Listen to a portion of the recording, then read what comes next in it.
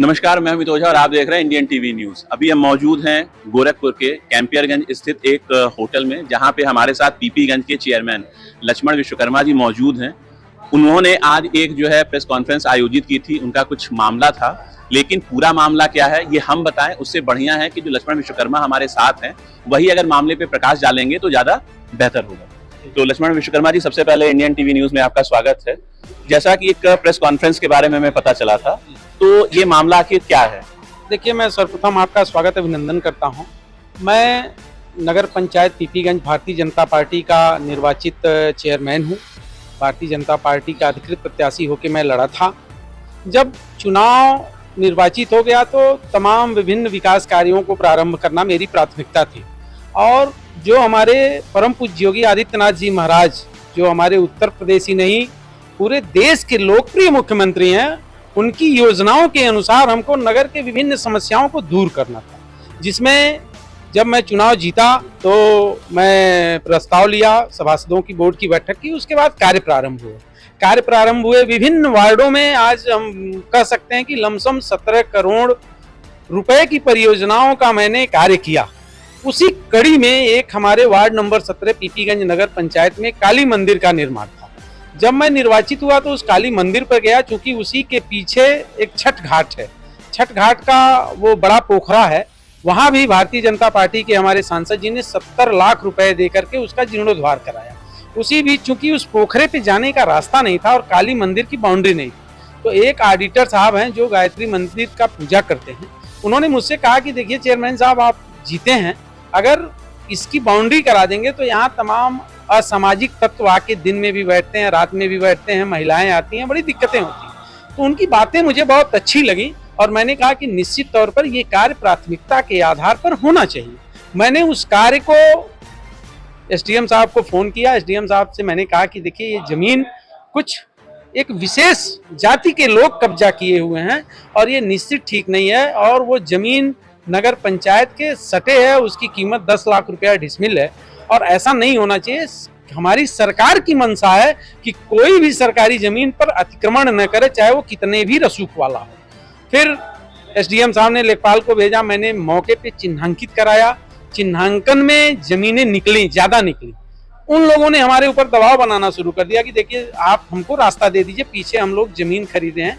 उसमें हमारे कुछ सभासद गण लोग भी थे, मैं नाम नहीं लूंगा उनका, क्योंकि पीछे उनको प्लाटिंग करना था, तो इस नाते वो कह रहे थे हमको रास्ता दे दीजिए। मैंने कहा देखिए, हम रास्ता तो आपको दे सकते हैं, लेकिन आपके जमीन के पीछे मेरी सरकारी पोखरी है, छठ माता का घाट है, वहाँ महिलाएं श्रद्धा के रूप में जाती हैं और तमाम महिलाएं जाती हैं, हजारों की संख्या में जाती हैं। आप वहाँ तक रास्ता दे दें तो मैं भी रास्ता 6 फीट देने को तैयार हूँ। लेकिन उनको ये लगा कि नहीं, अगर छठ घाट तक ये रास्ता निकालेंगे तो हमारा ज्यादा नुकसान हो जाएगा। वो लोग विरोध करने लगे और ये प्रयास करने लगे कि ऐन कैन प्रकरण ये किसी भी तरह बाउंड्री ना होने का। लेकिन मैं वहाँ जो जवाहर निषाद सभासद थे, उन्होंने कहा चेयरमैन साहब, आज ही इस काम को होना है। मैं नगर पंचायत का जेसीबी मंगवाया, गड्ढा खुदवाया और तत्काल मौके पर एक व्यक्ति से कह करके उसकी बाउंड्री शुरू कराई।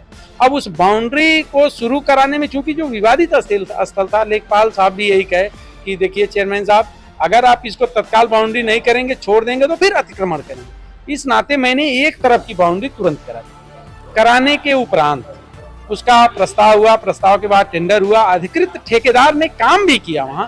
लेकिन एक बाद में मुझे ये पता चला, किसी ने नहीं बताया, जैसा कि पूज्य महाराज जी का ये पूरे प्रदेश में है कि अगर कोई प्राइमरी स्कूल हो, आंगनबाड़ी केंद्र हो, खेल का मैदान हो, स्टेडियम, कोई भी सार्वजनिक स्थल हो, जहां कोई व्यक्ति अगर कार्य करता है, अपना पैसा लगाता है, तो निश्चित तौर पर वो जिस नाम से, अपने पूर्वजों के नाम से, अपने नाम से, जिसके भी करना चाहे तो वो हम कर सकते हैं।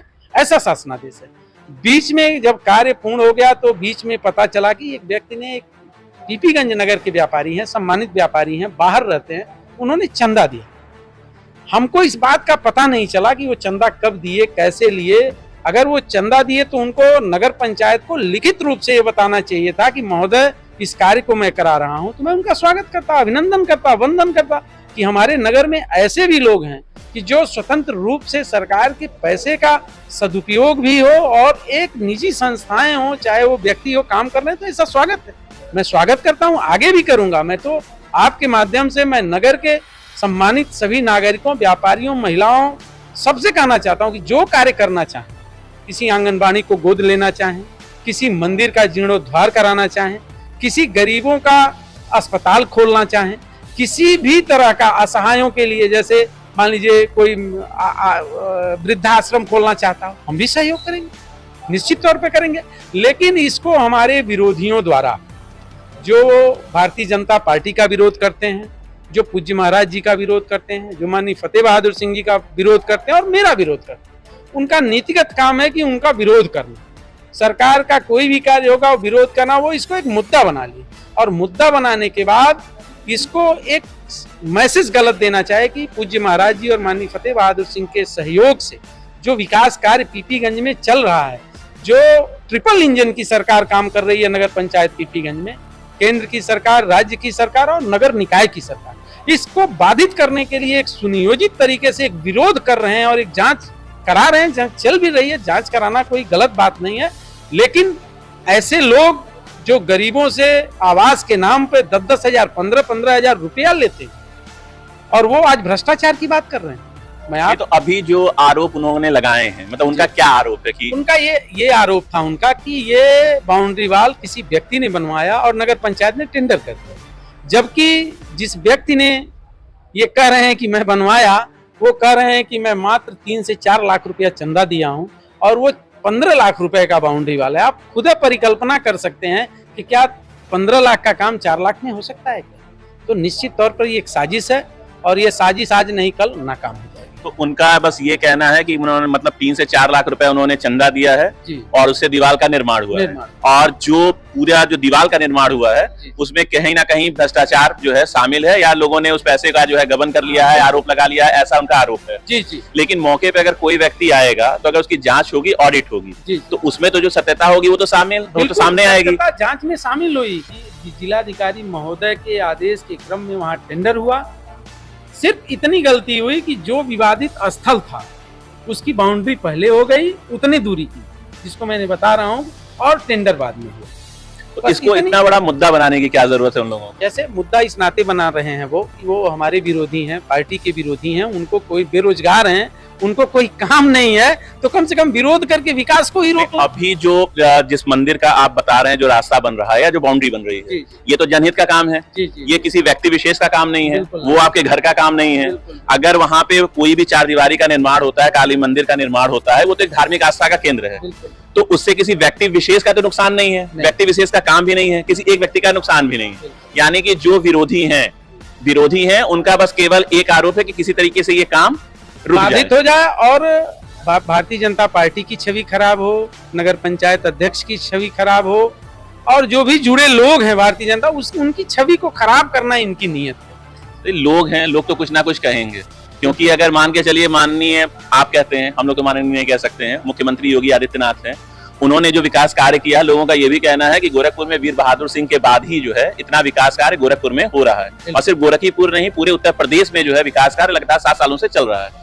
लेकिन फिर भी विपक्ष एक मुद्दा बनाएगा, अगर विपक्ष मुद्दा नहीं बनाएगा तो फिर उसका काम कैसे चलेगा? नहीं, बिल्कुल। तो देखिए, अगर सबकी रोजी रोटी चल रही है तो विपक्ष की भी तो रोजी रोटी आप लोगों को चलने देनी चाहिए ना। बिल्कुल चले। देखिए पूज्य महाराज जी, मैं तो धन्यवाद देता हूँ कि, और मैं भगवान को भी प्रार्थना करता हूँ कि गोरखपुर की दिशा और दशा जो आज है वो आगामी 100 साल में नहीं हो पाती।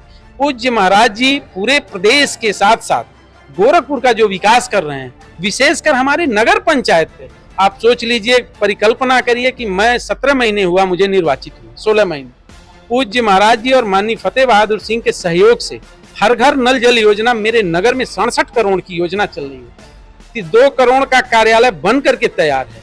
मुझको अभी मुख्यमंत्री नगर सृजन योजना से 13 करोड़ रुपए प्राप्त हुए हैं, जिसका कार्य अभी नगर में चल रहा है। अभी 16 करोड़ का मुख्यमंत्री नगर सृजन योजना में अभी डीपीआर गया हुआ है।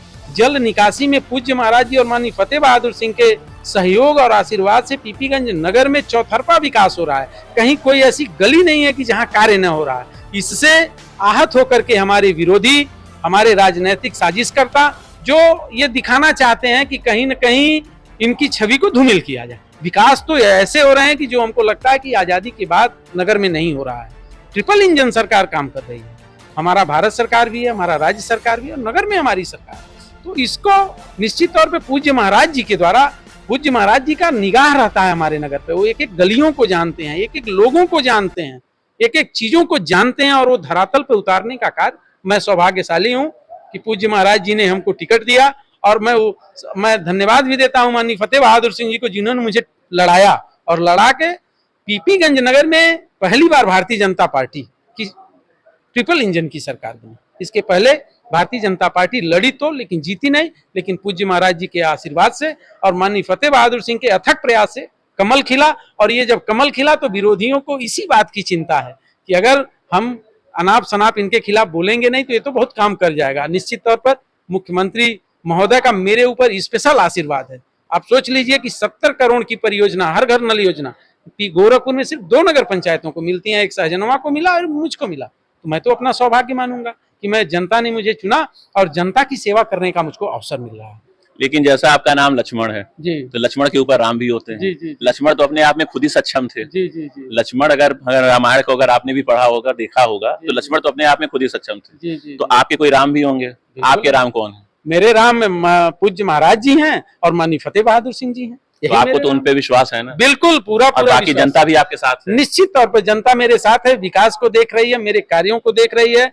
मेरे ऊपर आज तक कोई एक दाग नहीं है। मैं 15 साल से राजनीति में हूं, लेकिन कुछ विरोधी लोग जो ये साबित करना चाहते हैं, जो खुद भ्रष्टाचार की आकंठ में डूबे रहते हैं, ऐसे लोग आरोप लगाते हैं तो थोड़ा दुख होता है। धन्यवाद। तो जैसा कि आपने देखा, लक्ष्मण विश्वकर्मा पीपीगंज के जो चेयरमैन थे हमारे साथ थे। उन्होंने ये कहा कि अभी जो विकास कार्य पीपीगंज में हो रहे हैं उस काम को बाधित करने के लिए विरोधियों के द्वारा साजिश रची जा रही है। लेकिन अगर विकास कार्य अगर हो रहा है तो वो जनता के हित में होता है। साथ ही साथ आपको ये भी बताते चलें, अभी जो काली मंदिर के बाउंड्री का जो निर्माण हो रहा है और अभी जो कुछ काम लोग बाधित करने की कोशिश कर रहे हैं, वो किसी भी व्यक्ति विशेष का काम नहीं है, वो एक धार्मिक आस्था का केंद्र है। लेकिन आरोप है, आरोप लगते रहेंगे। आप जितना काम करेंगे उतने आपके ऊपर आरोप लगते रहेंगे। लेकिन हमारी प्रशासन से ये एक निवेदन है कि इस मामले को संज्ञान में लेकर जो जनहित का कार्य है वो किसी तरीके से बाधित ना हो और किसी भी व्यक्ति ने अगर किसी तरीके का झूठे आरोप लगाए हैं और उनके पास कोई सबूत नहीं है तो उनके खिलाफ कड़ी से कड़ी कार्रवाई करें। गोरखपुर से इंडियन टीवी न्यूज के लिए अमित ओझा की रिपोर्ट।